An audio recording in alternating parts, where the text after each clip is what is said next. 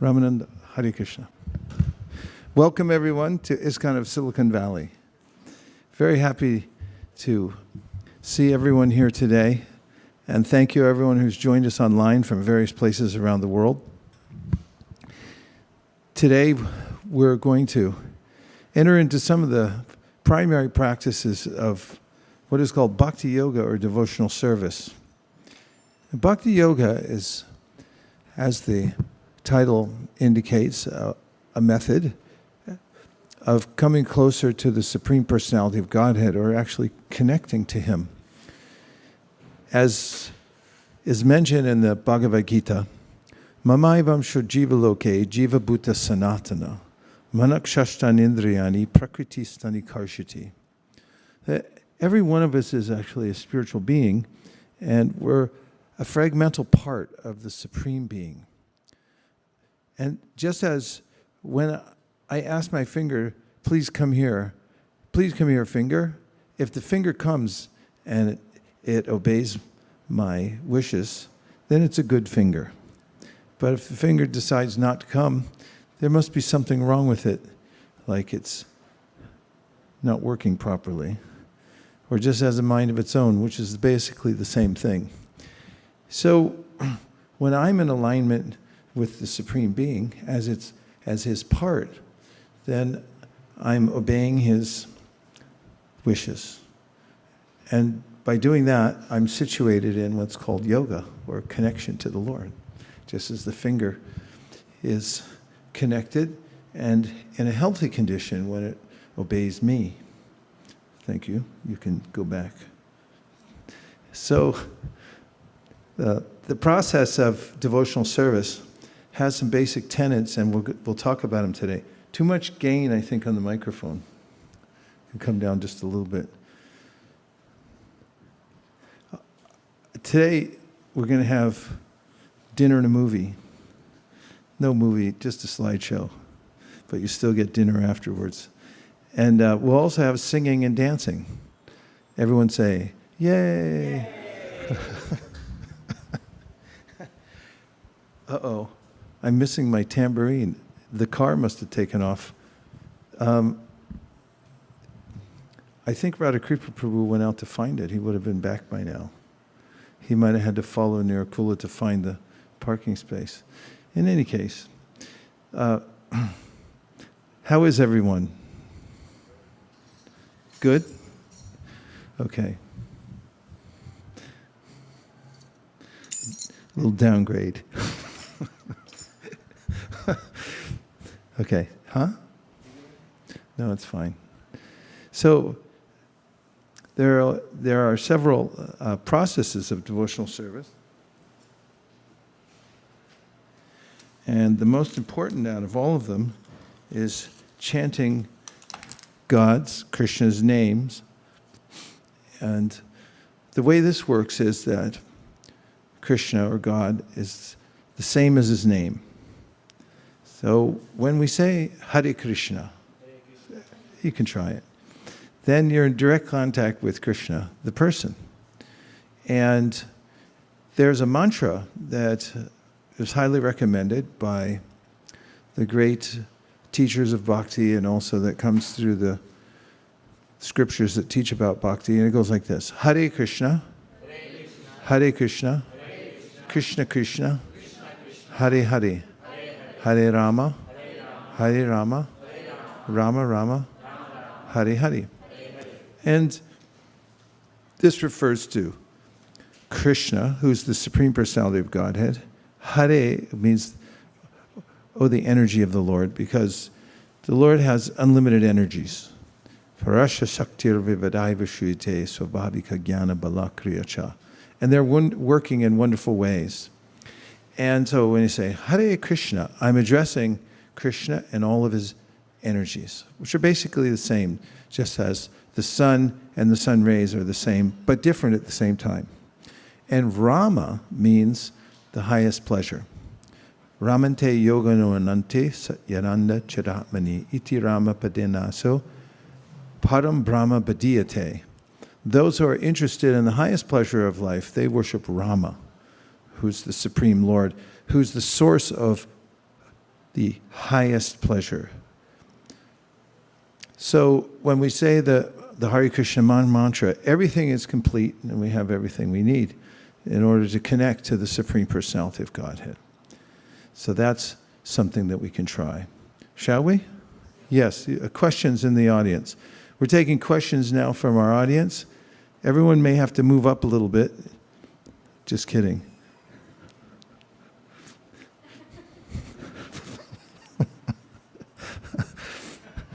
You can stay where you are. I'm only joking. Okay. Yes, our first question from our esteemed audience. Guru Maharaj, so once I was talking to someone, and how can we explain it to people that when we chant Krishna, we directly associate with it? So Yeah. Okay, so this person was from other faith. So he said, do you talk to Krishna? And I was like, yeah. And he's like, just by repeating the name, how can you talk to, some person? How can we logically explain that just by taking the name Krishna, Krishna, Krishna, Krishna, we can associate with him? God's all-powerful.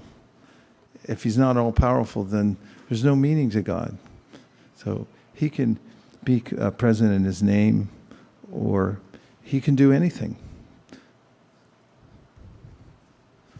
So if we accept the concept of God, then we can also accept that he's all-powerful. And he's the same as his name. And then we invite people to try it. The taste of the proof of the pudding is in the tasting. Wow, there's a lot of questions tonight. Okay. Hare Krishna. Hare Krishna. If the Mahamantra has full completeness, why should we not feel that completeness, Maharaj? Well, there are ways of thinking and living that are that block the full power of the holy name. It's the same for everyone, just like the sun is the same for everyone. But if you go inside and you close the shades, then you won't get the effects of the sun or the benefits of the sun, right? So in a similar way, there's ways that we may conduct ourselves in our life so that we don't feel the full effect of the holy name. However, even if you're not feeling the full effect of the holy name, you should know that it's there anyway. I'll give an example for the umpteenth time. Once I was in San Francisco at the Ratha Yatra in summertime, which is typically the coldest day of the year in San Francisco or anywhere else for that matter, because the fog gets sucked in from the ocean when there's heat inland. That happens a lot in August. And I thought, foolishly, that I didn't need a hat because I was running around in Golden Gate Park helping to set up book tables. And there was a cloud cover, so I thought, maybe it doesn't matter. But the next day I was sunburned. Not very good. And then I looked online and it told me all about ultraviolet rays. They don't care for the sun. They just come right on through and avail themselves to any white-bodied individual who happens to be foolish enough to run around Golden Gate Park without a hat. And I got sunburned. So in a similar way, there's an element of the holy name we may not see directly at first, but we'll feel the effects of the rays coming through in our lives. Just the other day, in fact, it might have been yesterday, we had a drop of circle right here, and many of the participants were talking about ways in which they've felt the effects of the holy name, especially in gaining spiritual strength. And many here gave testimonials about how when they were overwhelmed, when they felt powerless in life and so forth, after chanting or during chanting, they were able to feel solace from the power of the holy name. That's what we suggest your friend try. Come and chant with the devotees for a little while and listen to the Hare Krishna mantra. We were yesterday also here in the evening time and we had a chanting session where everyone was dancing. And I noticed it because someone stood right in front of me during the program and started dancing. And there wasn't much to do about it because there was not much wiggle room in the room. And I just noticed that this person was feeling some kind of happiness, dancing Hare Krishna, Hare Krishna. And there's a sense of being carried away by the transcendental vibration. It's palpable. Of course, if we're in a determined mood and not to experience the holy name, or we become averse to it, then it may take a little longer. More questions? Yay, we got the bag. Did she take off on you? Is that what happened? You had to go back to Burlingame to get it. Thank you very much. Sorry for the inconvenience. I'll take those.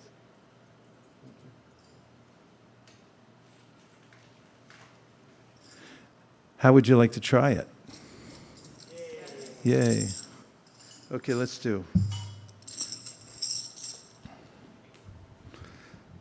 What kind of tune are you in the mood for?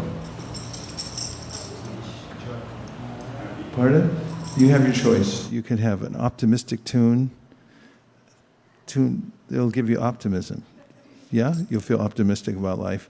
One that's a little mystical, you'll be swept away by the mysticism of the spiritual world. You can have one that's a little more slightly joyful and simple. Those are your three choices. What would you like? All of the above. Joyful. All right. We'll try the China tune, and we'll try not to blow the meter on the third part. Nama Om Vishnu Padaya Krishna Preshtaya Bhutale Sri Mate Bhaktivedanta Swami Niti Namine Namaste Saraswate Deve Gauravani Pracharine Nirvishesha Shunyavadi Paschatya Deshatarine Jai Sri Krishna Chaitanya Prabhu Nityananda Sri Advaita Gadadhara Srivasadi Gaura Bhakta Vrinda.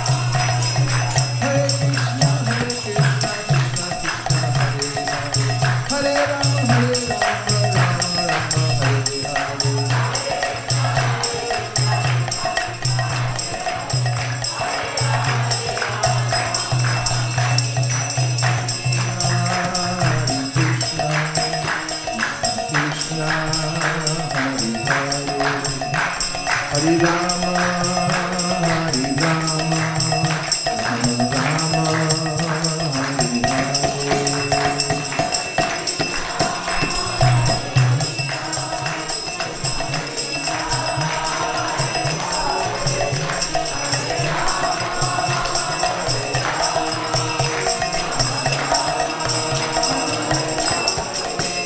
Hare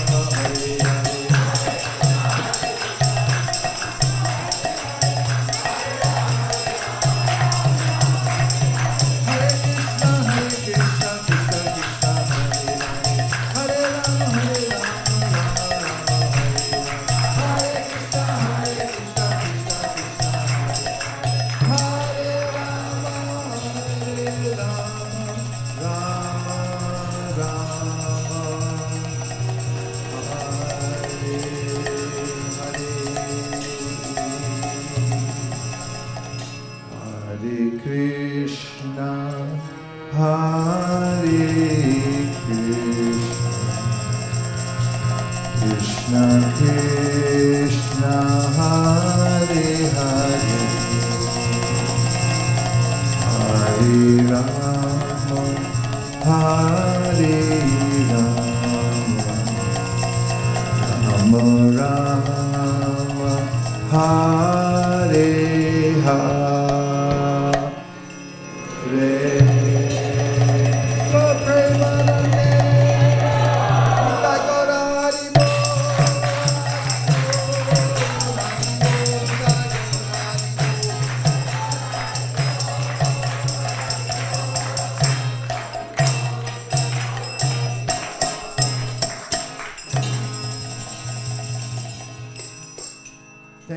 like to thank the Hare Krishna singers, Avantika on harmonium, Bharat on Madanga, our designated dancer for the day.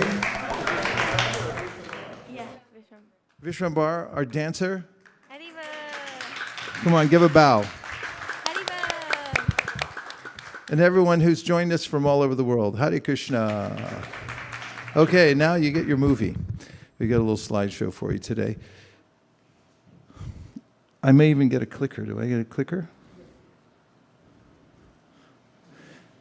So, the following slideshow. Thank you. Can you instruct me?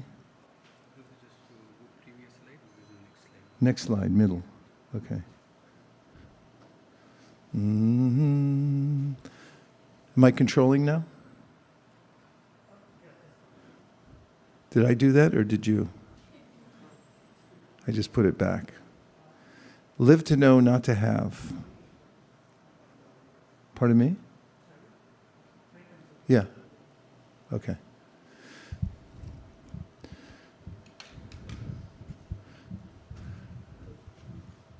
Can you see the pictures?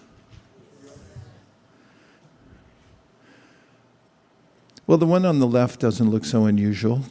Someone who has various items, huge stacks of cash floating around, a little yellow car, a house, electricity.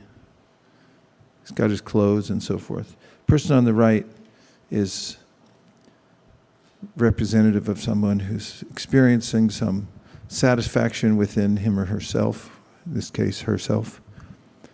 And the caption, having, has nothing to do with being.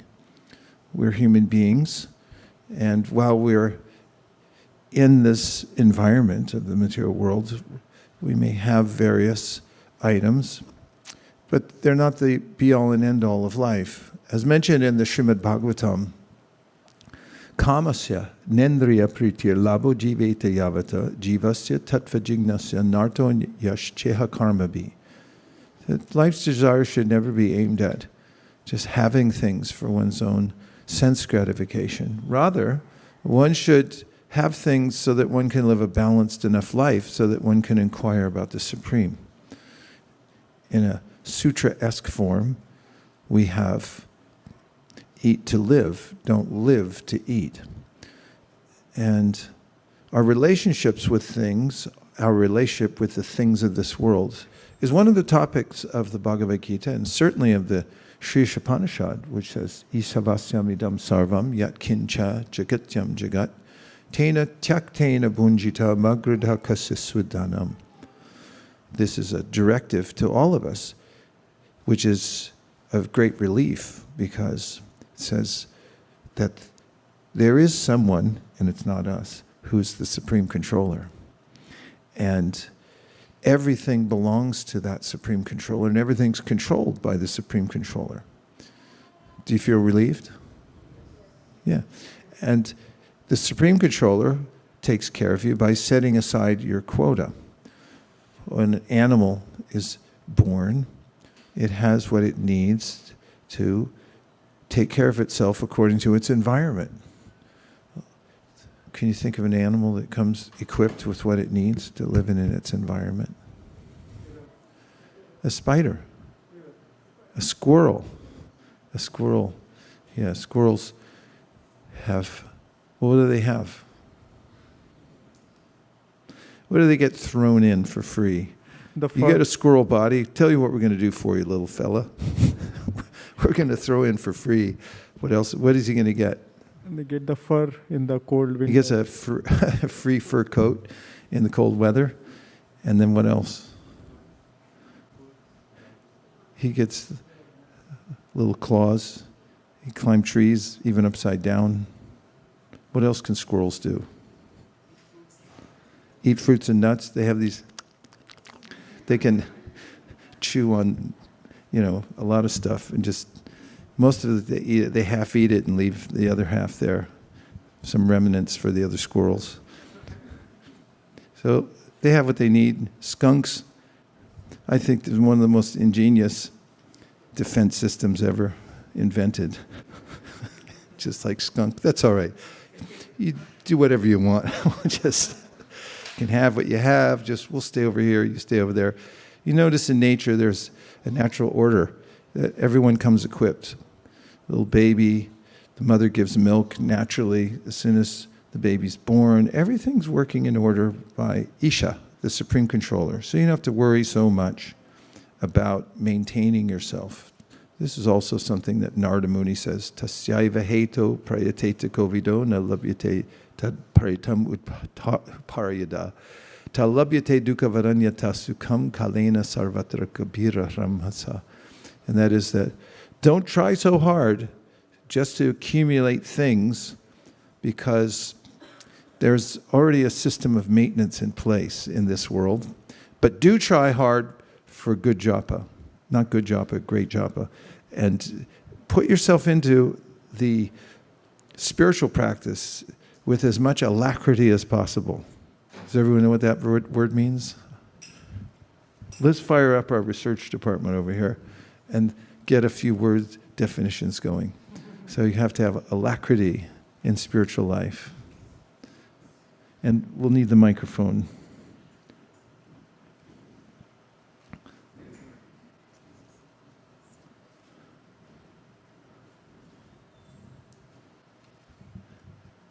Yes. Alacrity is a noun which means liveliness and briskness from the mid-15th century. Mid-15th century from what word?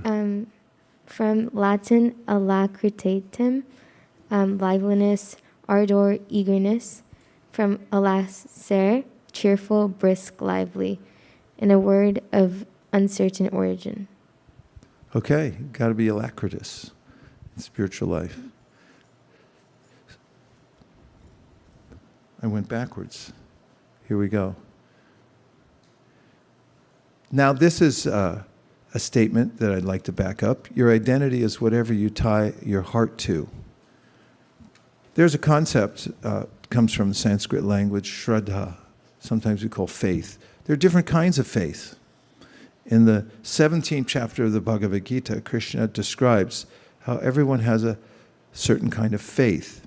However, there's an original faith, which is our heart's attachment to Krishna, who's the soul of our soul. And when that gets obscured because of my placing my heart into various other things besides Krishna, of course there is nothing besides Krishna, but when I try to separate myself from Krishna by turning in another direction, everyone please say Gauranga. Then I see something other than Krishna, and I invest my faith in a variety of ways that are actually just combinations of the three modalities. That's a big discussion, but the material world is governed by three modalities called sattva, rajas, and tamas. Sattva is light and virtue. Rajas is unlimited desires and longings and attachments to material things. And tamas means stupid stuff, ill-advised, and you can't stop doing it. Darkness. So when we get mixed up in these modes of nature, we have faith in them. People have faith in various kinds of music according to their affectation by the three modes of material nature. However, when we purify our faith, it becomes clear that we're part and parcel of Krishna. We become inextricably attached to him. We are already attached to him, but we develop a sense that we are, and an intention to be attached to him. So in the material world, how do we attach ourselves to our heart to various things? Can you think of a thing that someone might attach his or her heart to? A thing, that is. A car, yes, cars are easy to get attached to. One of the first pieces of advice I read when I was researching how to buy a car back in the old days when Hector was a pup.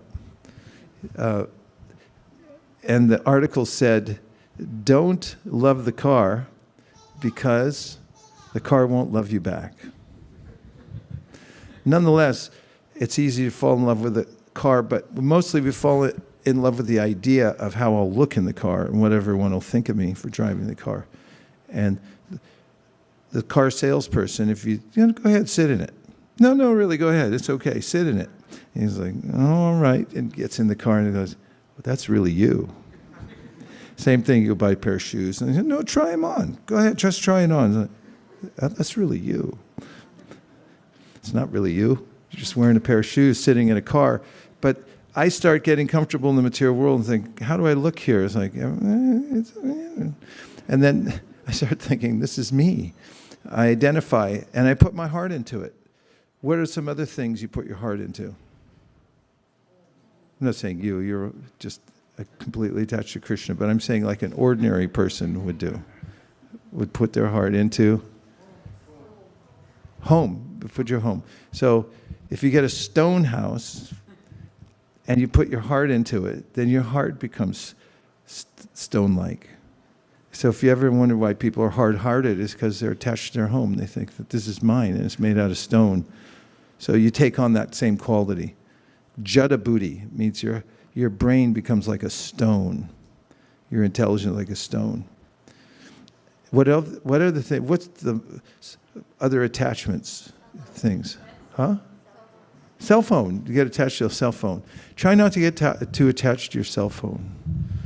It's really a major distraction. It's like carrying a TV around all day. Free advice just flowing out of me today. So, yeah, don't get attached. You could be attached to your cell phone. How about, God, I've said this one a million times, but it fits so well. Sports team. People, they wear the jersey, their favorite person. Walking down the street, they wear the jersey. They do that in India too? Yeah, wear the jersey around. And then when the game's on, forget about it. Consciousness is absorbed. And what is it doing? Watching a little ball. Which way did it go? It's like a cat. Cat watching. Wherever it goes, you take a little beam of light and you put it all over the room. The cat's and somebody's watching football. I'm talking about soccer, the real football, right? Back me up here.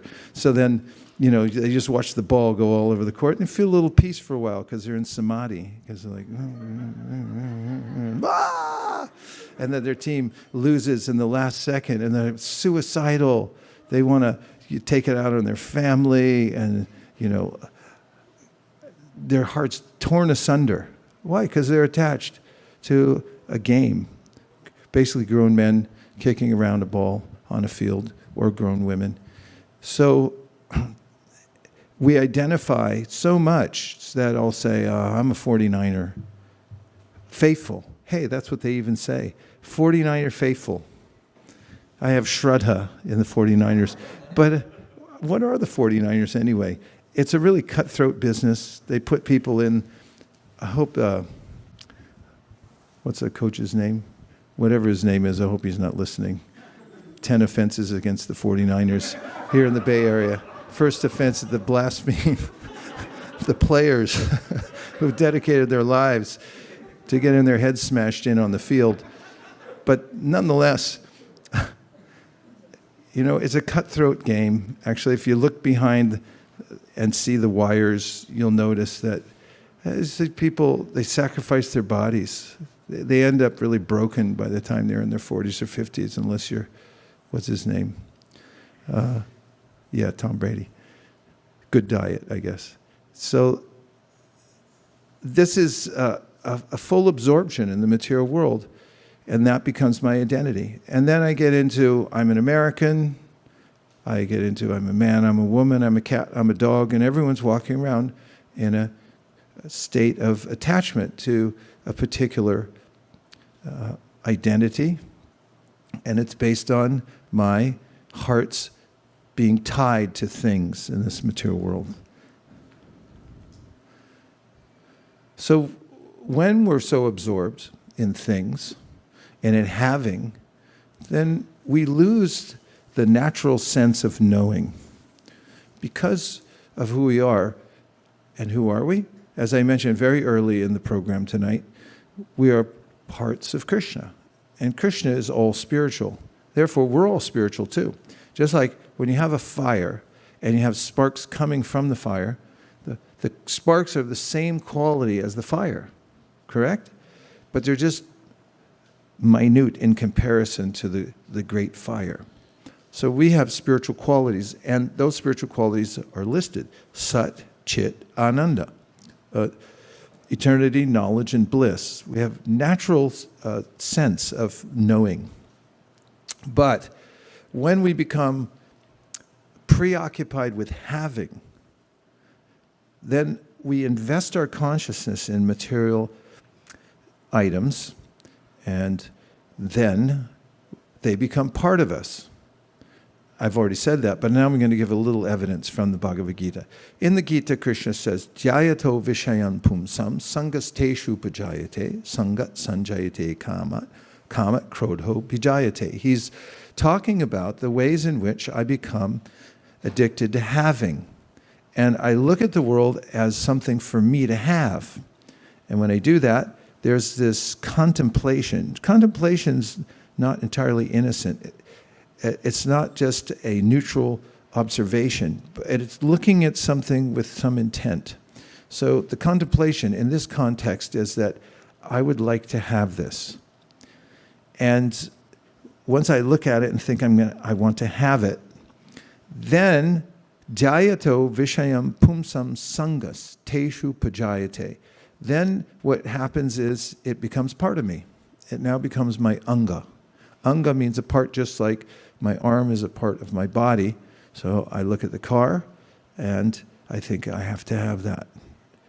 In order to complete myself, you look at the car, you complete me. And you say, I want this, I have to have this car. So then you do what's necessary to get the car, and your consciousness is invested in it, and now it's your anga. And if somebody scratches your new car, then what do? You cry, and you could barely sleep because like, oh, my car would look so nice when I drove it off the lot. And on the way home, somebody sideswiped me, and then they took off. And now I'm embarrassed to take it anywhere. I feel terrible. I can't wash it off me because it's my anga now. I'm completely attached to it. And just as much as I become attached to a car and think this is my car, I also become attached to a body. Yeah, you got all kinds of implements in the body. Teeth, you're not your teeth.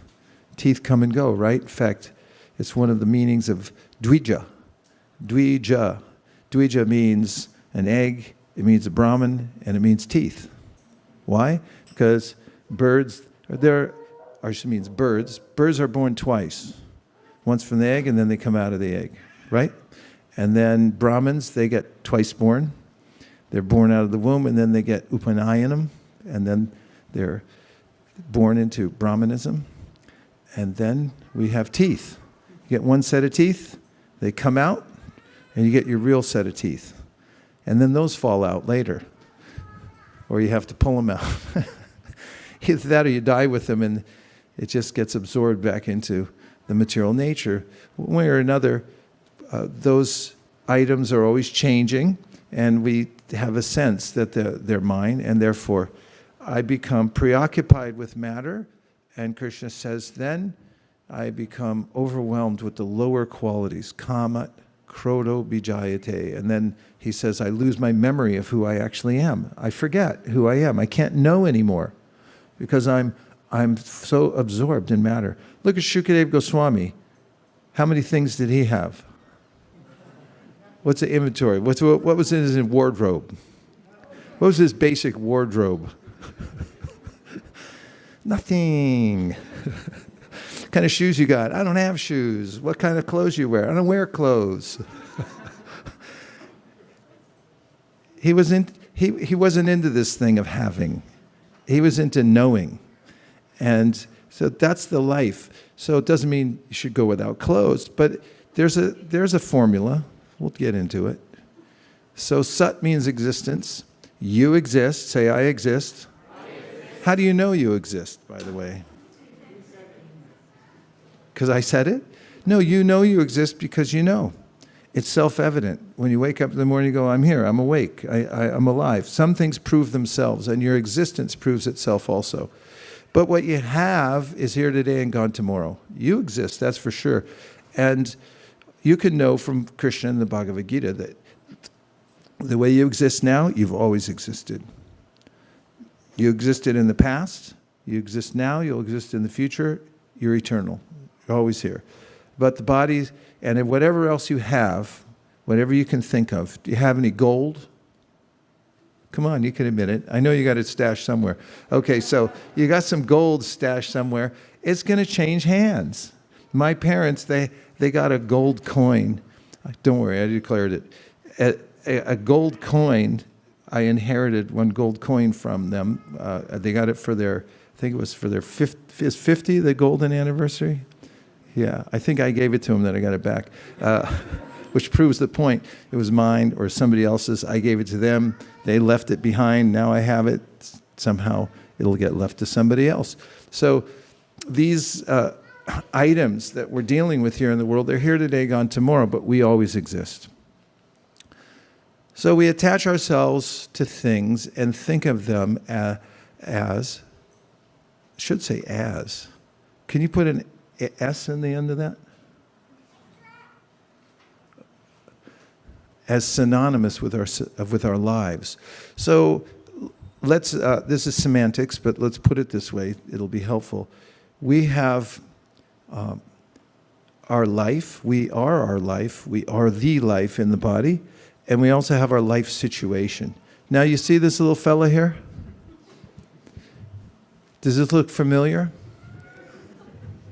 He's sitting there, and then the guy's absorbed in his life situation. Like, how much money do I have? Have you ever thought about that lately? Have you checked to see how the stock market's doing? Pretty good, right? It's way up, I heard. So you got your mind attached to that, and then am I going to win? Am I going to lose? Is my team going to win? Is my little kid's soccer team going to win? Otherwise, I'm going to feel worse than if, whoever else wins or loses. And then on the right, I don't know what you got going over there, but it's something. But this is unlimited. You could put 1,000 more of these little windows there above the head, and this is a level of thinking, and this is the level of thinking at which most people exist. And you can notice it when you chant japa, especially because japa is called swadhyaya. It's a time for self-examination. You sit down and start to chant, and then some little voice says, get up. Why? Because you got to answer an email, or guess what? You forgot to close the front door. You left the stove on. Whatever it is, all these millions of ideas are going on at a certain level. There's a chatter that's constant at one level of our consciousness.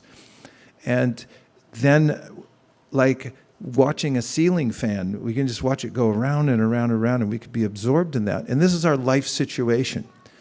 And as I'm watching it, just as when I'm watching a movie, I'll be carried away by it.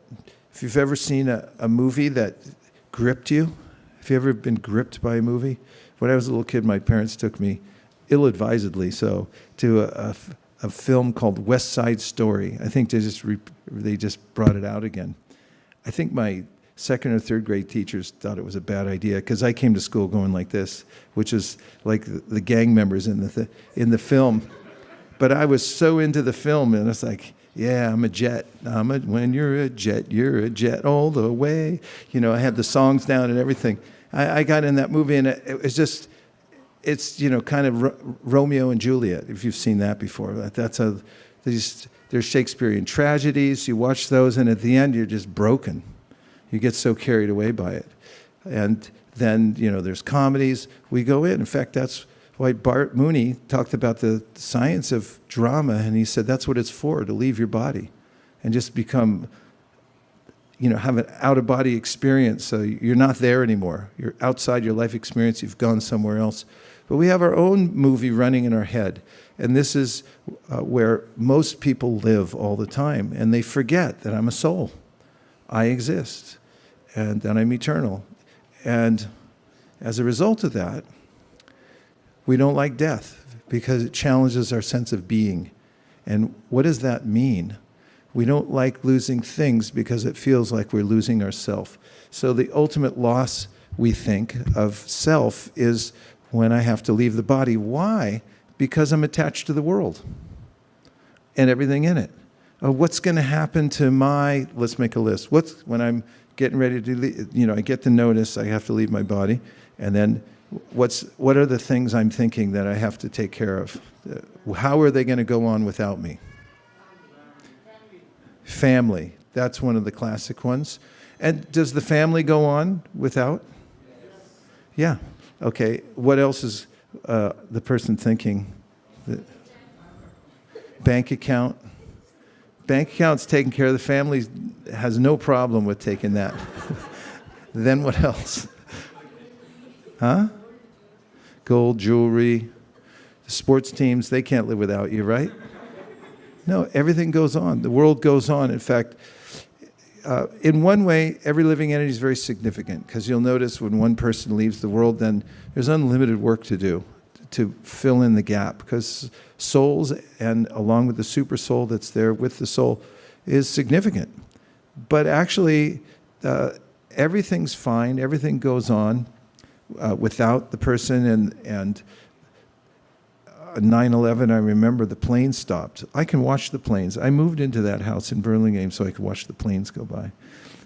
And so I noticed they stopped. Only time in history, and the history of my life, that the planes have ever stopped landing in San Francisco for 3 days. And I was thinking one day when I was sitting back there, maybe this is the end of the world. And then I thought, nah. Of course they're going to pick it back up again. No matter how dire the situation is, living beings, nahi kashit shanamapi, jatutit karma krit, karyate hyavashak karma, sarva prakriti jayargunai. Krishna says, you're always going to be active in any state, no matter what the world's like, no matter which body you get, somehow or other you're going to be reaching for the sun. So we get attached to various things, and then it becomes a source of great consternation when we lose them, or to speak of losing the whole context of my life, which is called death. And when we leave this particular context, we just open our eyes somewhere else, and then we start getting used to the next context. And we go through this repeatedly. This is called samsara. I'm carried from one situation to another because of my attachment. I actually create the next situation because I'm so attached to the world and to the things in it.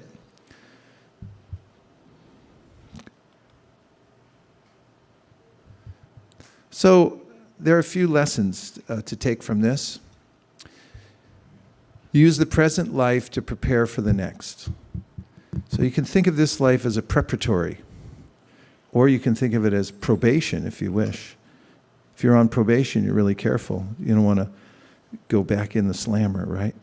So same thing, we have to be very careful and make preparation to have our consciousness in perfect order before we leave this world. So that requires a little bit of work, don't you think?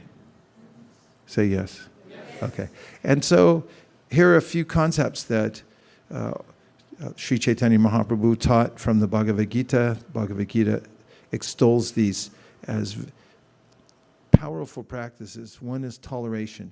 So where in the Bhagavad Gita does Krishna say to tolerate? Would you say? Matra sparshashtu kaunteya, shitoshna sukadukada, agama paino nityas, tam statik shashva bharata. So Krishna says in the Bhagavad Gita to Arjuna that the world that's changing around you is ephemeral. That's what changing around you means, so I just cheated. But actually, what he says is, be flexible. As things change, don't become overly attached to the situation. Know that it's always flowing, it's always going to change, and it's going to morph into something else. So be tolerant of that. And I heard Prabhupada once say that if someone dear to you dies, what can you do about it? Tolerate. You just have to tolerate. There's nothing you can do about the external environment. And this is a powerful spiritual practice to tolerate. And the next is to be humble. When we're in a state of mind that maybe I don't know everything, and maybe I should listen to those who know more than me, and also everybody knows more than me about something. So I'm going to be a little careful how I move in the world. And I'll be very deliberate about that so that I don't break stuff. You know the concept of a bull in a china shop? You ever seen a china shop? You know what a china shop is? It's got plates and saucers, expensive ones. So what if you bring a bull in there? Work with me, people. So what if you bring a bull in the china shop? What happens? I saw two bulls fighting on Grand Road in front of the temple, Jagannath Puri. It was obviously on an off day because they wouldn't have fit if it was Rath Yatra day. But they stopped traffic for hours. They were locked horns and they slammed into each other and they were knocking over carts and everything for 2 hours. Nobody could walk down the street because they were afraid of the bulls smashing into things. So generally, because I don't have knowledge or humility or tolerance, I'm like a bull in a china shop. I'm in a very delicate world. There's subtleties to this world. And I just move around like, hey, I'm here, boom. And I'm knocking stuff over and just blocking traffic and causing harm to other beings. So no wonder I have more lessons to learn. So if you want to preempt that and be a little bit more gentle, you can be tolerant and you can be humble. What do you think? Yay, we win. Okay. Next is become situated in your spiritual identity. So here's our spiritual identity. We are the Atma, or the consciousness that animates the body. So the body, you can feel you got ribs and you got hips. These are all replaceable. Teeth, definitely. You got all these various appendages that nowadays, heart, they're really good heart surgery nowadays. Take a heart out, put a new heart in. Valves, Arnold Schwarzenegger. There's 2 valves you can get. A valve from poor pig, but you can also get a plastic valve. And they asked him, which one did you get? Because he had to have a valve for his heart replaced. Do you know what he said? He said, I'm not going to tell anybody, but I'm definitely never going to eat a pig again in my life. So the parts are all interchangeable on the body, but the Atma is what's animating this biomechanical machine. And the next is to be situated in service mind, because Jiv Krishna Das Evishwas Koralito or Dukonai.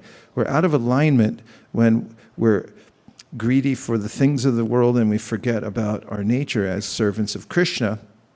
But when we come into service mind, we naturally feel satisfied. And we start to understand our spiritual identity as servants rather than exploiters. And finally, see the universe, and my favorite, this is a statement I took from Prabhupada's purport. I like this too much. I like it too much. See the universe and everything in it as paraphernalia for service. What's paraphernalia from our research team, please? In 5 seconds or less, or your money back from this class today. The race is on. Do you have a mic? You gave up your mic. Okay, go ahead. Paraphernalia is a noun from the 1650s in law, a woman's property beside. What? Yeah. Is this? I didn't hear you. This is from the etymology dictionary. Go ahead. And it's in 1650s in law, a woman's property besides her dowry. From medieval Latin paraphernalia, and then from late Latin parapherna. In Roman law, a woman's property. It's the same thing as like previously said. Okay. It's your stuff. So you can see everything in the world as paraphernalia to be used in the service of the Lord. This is one of the ways to become situated in your spiritual identity and not live below your dignity as a soul. Your soul, and if you fall for the oldest trick in the book, which is to get attracted to matter and think, this is mine, I'm going to control it, in any form or shape, then you fall below your dignity. And it causes a malaise in the mind and heart of a human being especially. Animals also have it. There's a kind of cognitive dissonance going on that we're struggling to be part of a world that we can never quite be in harmony with. And this causes us great consternation, always at odds with it. And the way to come to terms with that, to harmonize with this world that we live in right now, and not be overwhelmed by the clunkiness of this world, that nothing ever comes out just right the way we want it to, because it's not subtle enough for us. And however, if you utilize it, you just see everything as paraphernalia for service. As when you use it for service, then it becomes transcendentalized. Brahmarpanam brahmahavir brahmagnau brahmanohutam brahmaiva tenagam tavyam brahmakarma samadhina. Krishna says in the Bhagavad Gita, you take anything, this ordinary looking tambourine, for instance, you could use it for some kind of mundane entertainment, which I won't get into, if you're lucky. Or you can chant Hare Krishna, and then this becomes a transcendental item. Transcendental what? Tambourine. Becomes a transcendental tambourine. It actually changes matter into spirit. So then when it's reconnected, the things, the paraphernalia that we have around us, when it's reconnected through our intention of using it in service, it's no longer a problem for us. That sequence of events that happened, remember I mentioned earlier that Krishna said, you look at it, you want to enjoy it and control it, it's mine, I'm attached to it. The burden of that is unbearable for us. We could see it in Hiranyakashipu. When Brahma heard what he actually wanted and all of the things that he was signing up for, Brahma kind of like shook his head like, this is not going to end well. Because he was saying, don't take benedictions that you can't handle. So the soul can't handle owning matter. Just like a bank teller can't take money off the stack. Just don't do it. You take $1 off and you're fired. And not only that, you'll be blackballed forever for taking $1 off your stack if you're a bank teller. Bank tellers, I hope you're listening, because that's how we live in the world as bank tellers. We're all bank tellers. Everything comes to us paraphernalia. Don't touch it, Krishna says. Use it in service. You won't be the loser. You're the loser the other way if you try to grab onto it and say, I'm keeping this $1. You'll be defamed for taking $1 off the stack. Unless it's deliberately given to you, tena tyak tena bunjita. It's all lined up. You're clean as a bean. You're okay. You can use this for your maintenance. That's okay. You could take that, no problem. But other than that, don't encroach. Don't take extra. Use everything that you see, even the things that are set aside for your quota. Use those in God's service. Then you won't be in the train wreck of this material world, which is what happens to us again and again. We get a perfectly good body and we ram it into a wall by thinking like, I got to own this, I got to have this, I could live here. What if I had 2 houses? What if I had one in Tahoe? And then I'll get one out in the desert. And then I'll have 3 cars. And next thing, there's an unbearable weight on our heads that we can't handle as subtle souls who are only out for beauty and love and service. That's what we want. But if you join Hare Krishna, then you get beauty, love, and service. And then you're happy. Just be a Hare Krishna. Okay. I forgot I'm controlling this. Become free from material complexities by chanting the spiritual mantras. This is true. If you chant the spiritual mantra, and the main spiritual mantra is Hare Krishna, Krishna Krishna, Hare Hare, Hare Rama, Rama Rama, Hare. You have to chant the spiritual mantra. There's no other way. There's no other way. There's no other way. Got to chant. You got to chant. You got to chant. Can I just think about it? Just chant. Can I just be a good person? No, you have to chant. Can't I? What else? Everybody wants to do instead. Can I what? Can I do it later? No, you have to chant now. In fact, there's an app now called Chant Now. You have to chant. Don't try to get around it. This is non-negotiable. That's why they said it in the contract 3 times. You got to chant, you got to chant, you got to chant. Don't think, well, I'll chant later because now I'm a blank, blank, blank. Fill in the blank. I'll do it later. Don't do that. Be spiritual. Take advantage of the spiritual mantra. It's the greatest gift that God ever gave the world. Himself in the form of a beautiful mantra of his names. And all you have to do is repeat it, and then your mind gets cleansed, and you get spiritual strength, which nobody has. Everyone's weak as a noodle in this whole material world. They just like, oh, I can't do it.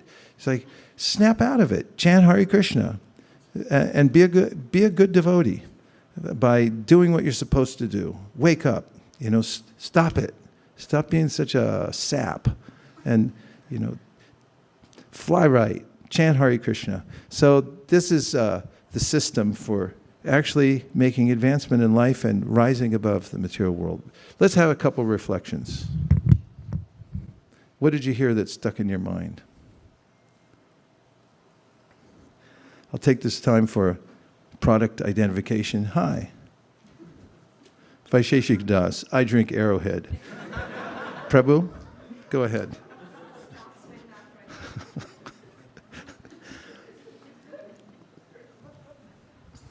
Hare Krishna, Prabhu. Prabhu, one question only. Could you, when you said soul never live under the dignity? Do what? Don't do what? Soul should not live under dignity. Oh yeah, don't live below your dignity. Yeah, below your dignity. Could you explain again, Prabhu, and elaborate? Soul is glorious. We're part of God. And Narada Muni says, could you put the Zoom room back on, please? Narada Muni says, when he came to full consciousness of his spiritual identity, he said he realized that the actual people. I realized that I and the Lord are the same. There's no difference, except in quantity. And we have a relationship with him as a servant, and he's the served. And when I get involved in matter, it's below our dignity. Look up the word dignity, please. Dignity. Which means that actually we have a glorious presence.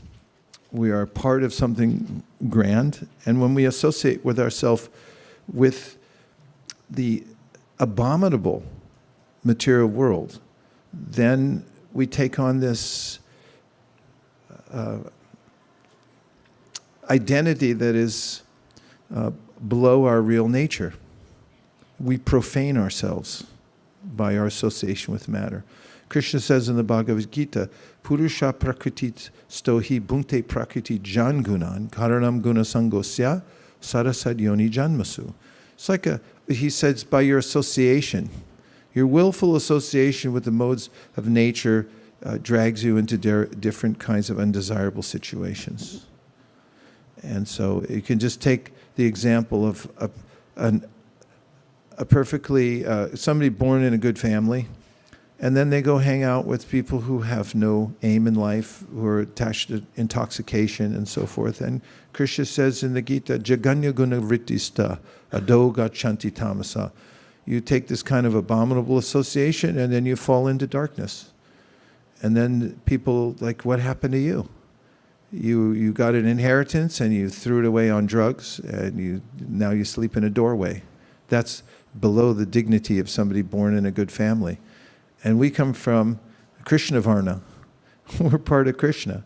And then we hang out in the material world at a 7-Eleven parking lot with sticky stuff all over the ground, and people driving cars and ruining the earth, and people screaming at each other on airplanes. The material world's below our dignity. And so, we shouldn't identify with it, say, yeah, this is my home. We'll say, we're here for service. That's it.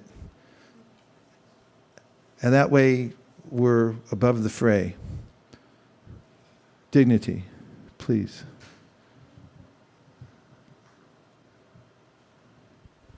Dignity is a noun from, and it means state of being worthy.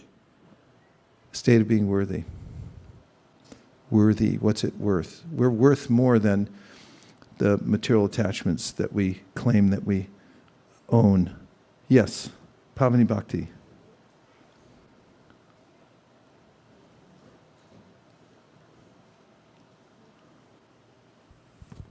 Hare Krishna, Guru Maharaj. I have a question. When you were showing the finger example, like, come here finger, and if the finger would not come, it's so stupid of it because it's part of the body and it is supposed to come. My question is, like, when we are so much part and parcel of Krishna and we are eternally connected with Krishna, are we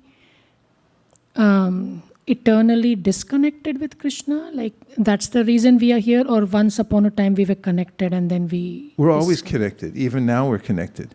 So Bhagavatam explains, Bhayam dvitiya abhinibeshata syad ishad apetasya viparyojo smriti. That we become disoriented by looking away from Krishna. And apetasya, I turn my head the wrong direction, and then I have this sense that's actually self-imposed because Krishna is accommodating our desire to see the separateness, to try to enter into it and see if I can be a big fish in a small pond. And then I'm full of fear because I see something separate, but I'm always connected. Sanitya nitya sambandhas prakritischa paraivasa.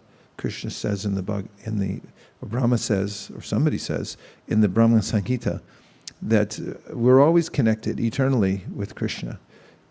Even now, you're sitting on Krishna, because this whole material creation, the whole Mahatattva is Krishna. It's part of his energy. We're part of Krishna. Your body's part of Krishna. It's part of the Mahatattva. But my separated awareness, I've separated myself, and that's the fascinating, or I should say amazing aspect of the part of Krishna, is that we also have free will, and we can point our attention any way we like. So we can get into a quagmire where we find ourselves now. And so the verse I said, Tadmaya tam buddha abhijit tam bhaktyayikayesham gurudeva tatma, means just turn around. Bhakti means turn your face around, see Krishna. See the Mahatattva, everything in it is Krishna. And see yourself. You are Krishna. You're part of Krishna. You're not Krishna, but you're part of him. Yes? Yeah, the only confusion I have is like when Bhagavad Gita says that when Krishna says that when you come to me, you'll never come back again. So why did we all execute that free will when Krishna himself promised that we will never come back? So why are we here? That's a psychological condition that we develop when we fall out of context of who we are and what our relationship with Krishna is. And this is a temporary affliction, this psychological condition, where we feel that somebody must have done something to me for this to happen. But we can have a full alignment with that and clarity that arises just like when the sun comes up. We get clear about everything. So similarly, when we become more aware of our actual nature, that we're eternal, and actually we've never even been touched by the material world. It's just the way that we've distracted ourselves and put our attention on it that has caused us this grave consternation by thinking that I am this body. And in that realization, that dark psychological condition of like, why was I put in this position in the first place? How could I have possibly done this? That will become clear in what's called chit samadhi, when we become aware of our actual spiritual nature. And until then, there's a natural way of wrangling with that until we get a sense from our practice of devotional service that Krishna's all good and that he's got everything covered and that there's no problem at all. We don't have to worry. Those problems come because of a feeling of separateness from Krishna, which is illusory, and that can be repaired by bhakti yoga. And you don't have to dwell on it too much because it's not a problem that you can solve with your mind. You'll just loop around again and again, but you can solve it. It is solvable, but it's not in the way that you think. It's like somebody gives you a puzzle and you're pulling it from every direction and someone's over in the corner and go, ha, ha, ha. It's actually a lot simpler than that. You just didn't know. Have you ever seen one of those? It's just, they put them on YouTube all the time. Everyone's laughing. So there's a simple solution to it and it becomes crystal clear what our situation is. But trying to describe it from the context of one's own mind or from our identification with the material world or body is not fruitful. Yes. Oh, yes. Call in, but okay, one, and then we'll take the call in. Shraddha. Hare Krishna Maharaj. Great class today. My question was, you were talking about tolerance. So, do we lack tolerance towards others because we actually don't understand them? Or, how do we practice more tolerance? Yeah, I'll give you an example. Road rage. So you're driving on the road, and have you ever had the situation where you became annoyed with somebody, the way they drove? Please say yes, otherwise I'll feel really bad.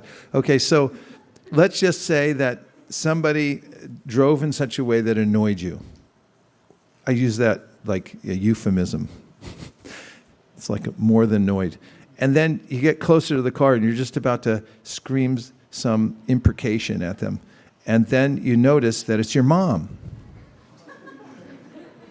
Or it's Mukharvind. And as you look, it's like, oh, it's a devotee from the temple. It's like, I'm not going to say anything. It's like, no, it's all cool. No problem. I know you didn't mean it. And so this sense of being out of alignment with other people is because we just don't know them. So Krishna said in the Bhagavad Gita, Vidya Vinaya Sampane Brahmani Gavihasani Shuni Chaiva Shupakecha Pandita Samadarshina. We become learned and see that actually we're all related. We're all from the same source. And you're not seeing the body. You're not seeing all the differences. You're seeing the sameness of the connection between all souls.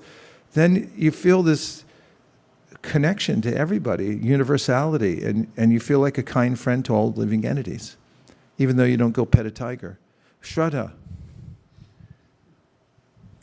Hare Krishna Guru Maharaj, please accept my humble obeisances. Maharaj, I have a reflection and a question. I'll share my reflection first. When you were talking about the Ishavasya principle, that when we take matter, we are definitely not aligned with it, and that's what causes all the clunkiness. I was also thinking that if we ignore Ishavasya principle, we become a thief because we are taking something that does not belong to us, and thieves only get punishments and infamy. They don't get happiness and fame. So I was just thinking about that Ishavasya principle, keeping that principle in mind all the time is so very important for us. So Maharaj, my question is, we know that we are Atma, we are not this body, but the conditioning is such, and because day in, day out, we are working through our body, how to always remain in this consciousness that we are not this body, but we are a soul. Wash pots, work in the kitchen, mop the floor, sweep the temple room, clean the parking lot, go on Sankirtan, do practical devotional service. Sarvopati vanir muktam tatpratvena nirmalam. Hrishikena hrishikesha sevanam bhakti ruchate. The relationship of our senses to God is that the senses are meant to be in a service. And when we're in service through our senses, we'll have this uncanny sense of complete connection to Krishna. And we'll be fully aware that we're not our body. Naiva kinchit karomiti yuktamanyet tatvivit pashan shrinvan sprasanjikran ashnan gachan supanshasan pralapan vishwanan grinnan unmishan nimishan napi indriyan indriyarteshu vartanta iti dharayan. I just had to say that verse, sorry. Means that a person that achieves this consciousness through service realizes I'm not doing anything. It's all, they're Krishna senses. I'm just using them. And you can attain that state by washing pots in the kitchen and just leaning into it and being absorbed. I'm washing Krishna's pots. You clean your heart and you'll also be fully absorbed. That's happiness. That's happiness. We've come to the end because it's time for our Hare Krishna dance party. And we got more dance floor tonight too, so try to give everyone a little space tonight so they can dance.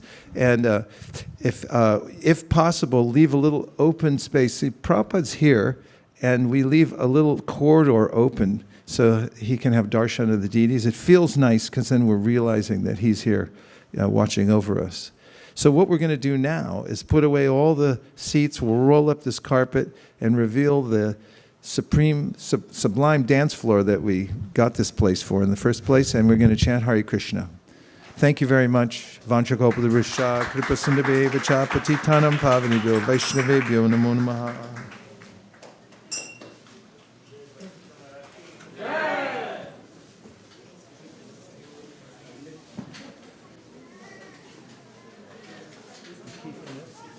I need it for tomorrow, so if you can put that safely in the room. And this I'm going to keep. Thank you.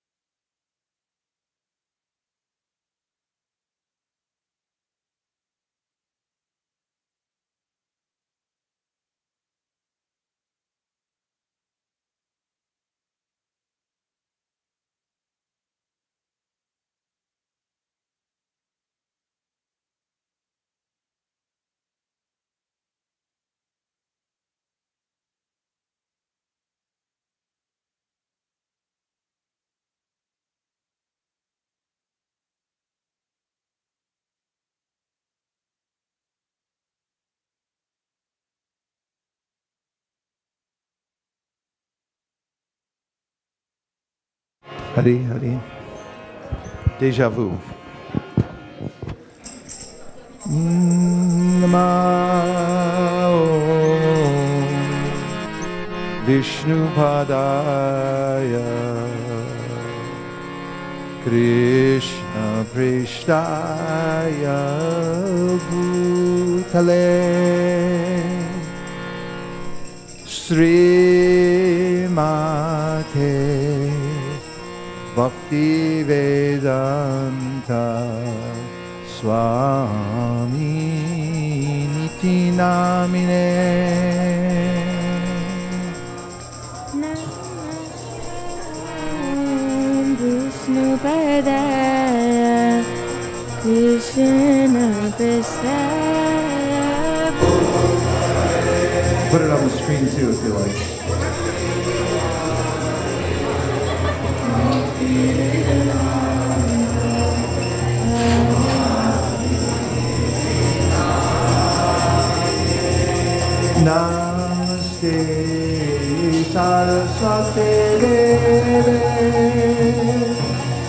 Gauravani Pracharine Nirvishesha Shunyavare Paschatadeshatarine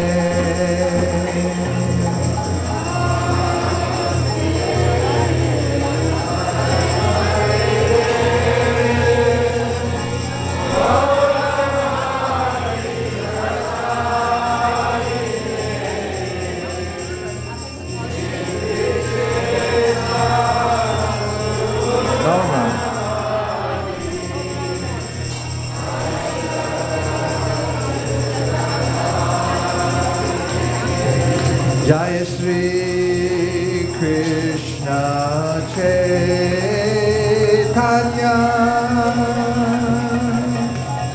Prabhu Nityananda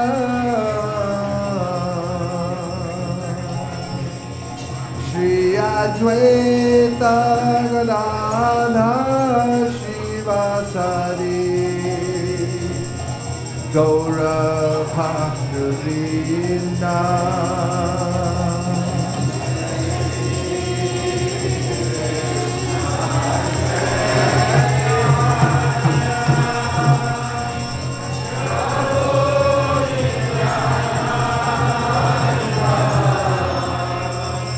Funny over the top.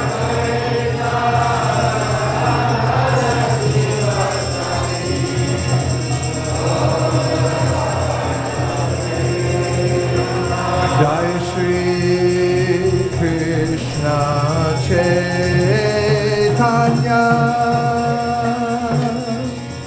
Prabhu Nityananda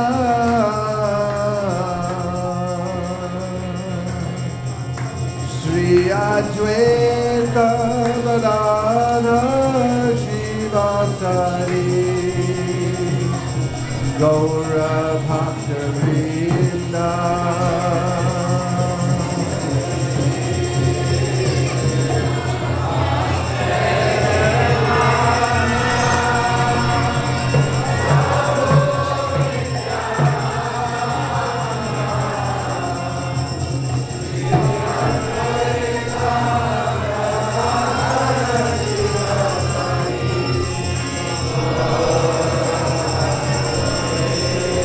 Jai Shri Krishna Chaitanya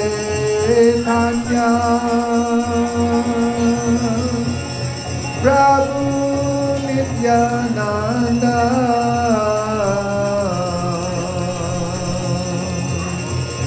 Shri Advaita Gadadhar Shivasari Gaura Bhaktivinoda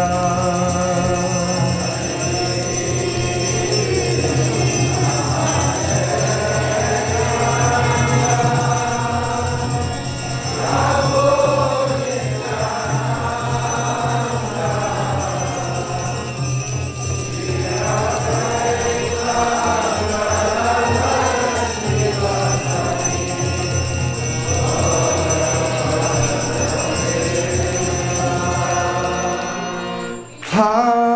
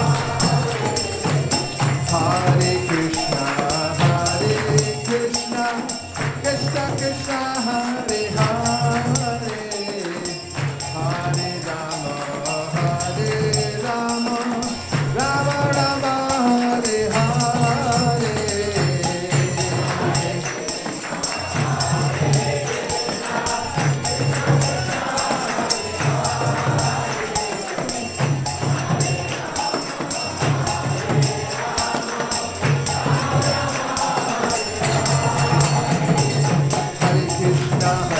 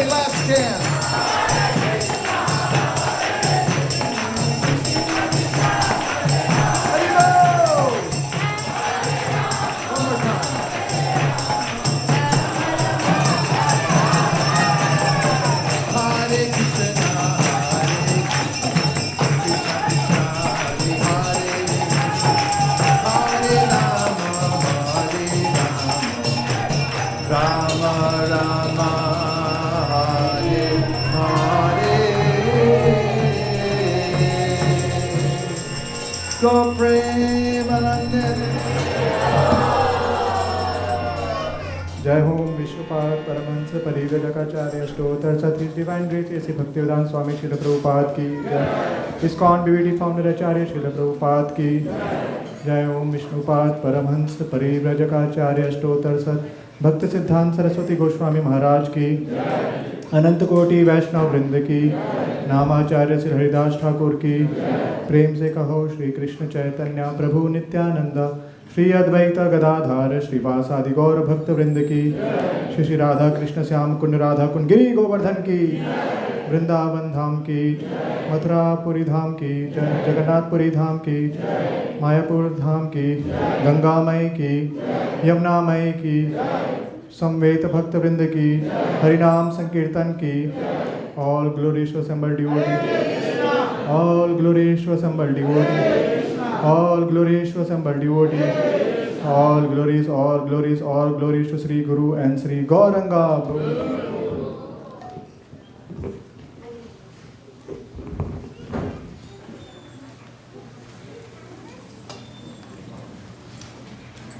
Hare Krishna.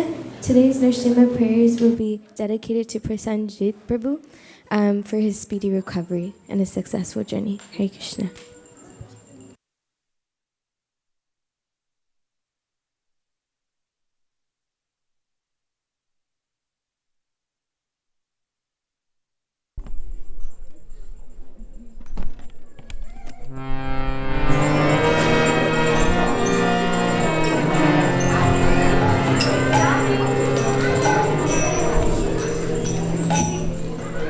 Hare Krishna. Namaste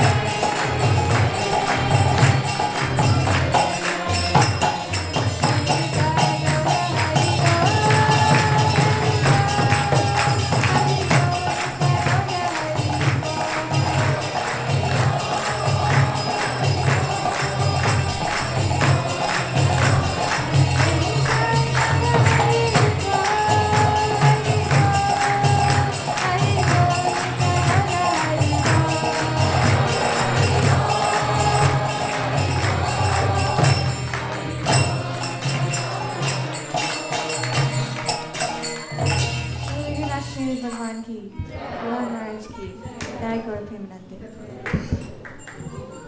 Hare Krishna, Hare Krishna, Krishna Krishna, Hare Hare, Hare Rama, Hare Rama, Rama Rama, Hare Hare. Hare Krishna, dear devotees. Welcome everyone to the Sunday Feast program at ISKCON of Silicon Valley. We're so grateful to have each and every one of you here today in the room, and also to everybody that joined us online. We'd like to thank His Grace Vaisesika Prabhu for giving us the Sunday Feast lecture today, so give a round of applause.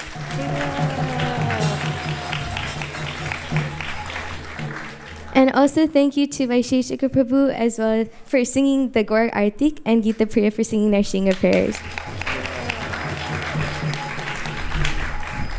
If you're visiting ISV for the first time, can you raise your hands? Oh, there's a couple of people. So if you need any help, you can reach out to Hansa Priya Mataji, who's sitting in the booth over there, or myself if you have any questions, and we'd be more than happy to help you. Today, we have first announcement that we have Harinam coming up on Friday in Palo Alto, which is at Lytton Plaza at the intersection of University Avenue and Emerson Street, which will begin at 6:59 p.m. sharp. So we hope to see you all there. As you know, all of our Sunday Feast sponsors are very important to us as we get our Sunday Feast from them.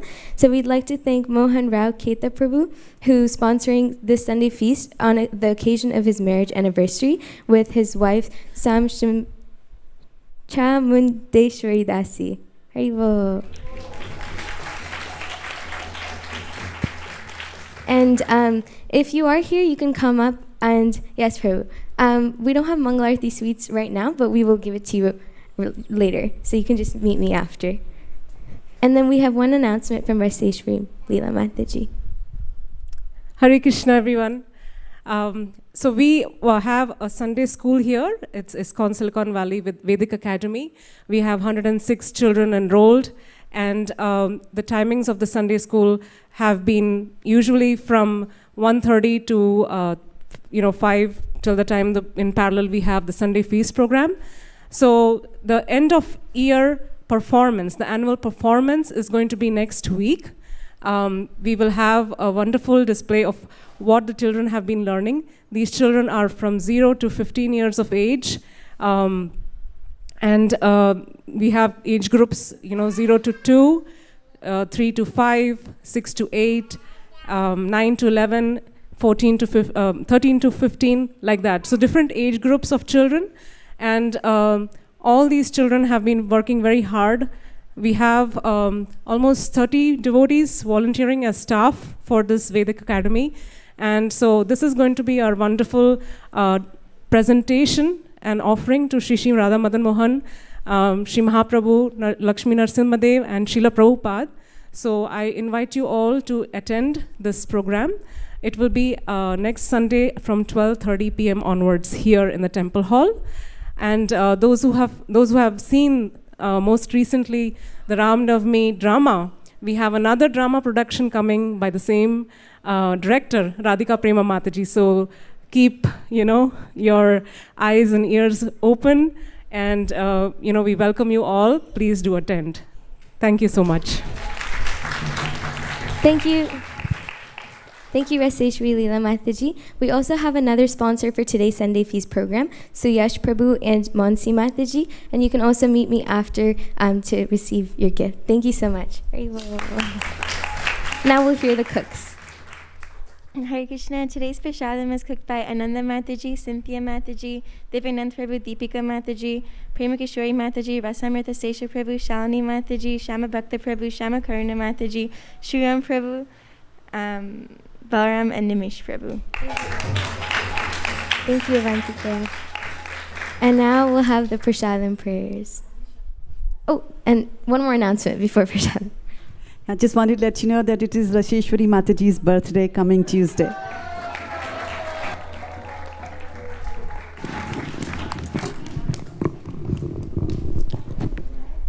Sharira Vidyaja